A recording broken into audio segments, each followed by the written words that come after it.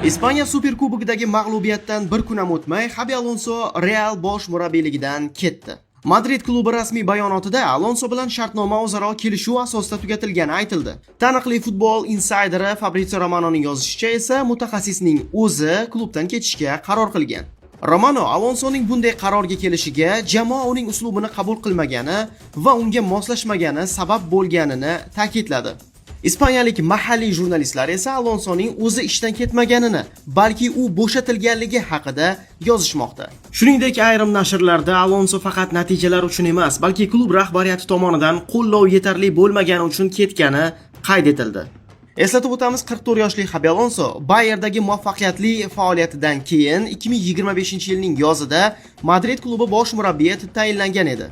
Qirollik klubi Alonso qo'l ostida barcha musobaqalar doirasida 34 ta o'yinda qatnashib, ularning 24 tasida g'alaba qozondi. 6 ta o'yinda mag'lubiyat, yana 4 tasida durang qayd etildi.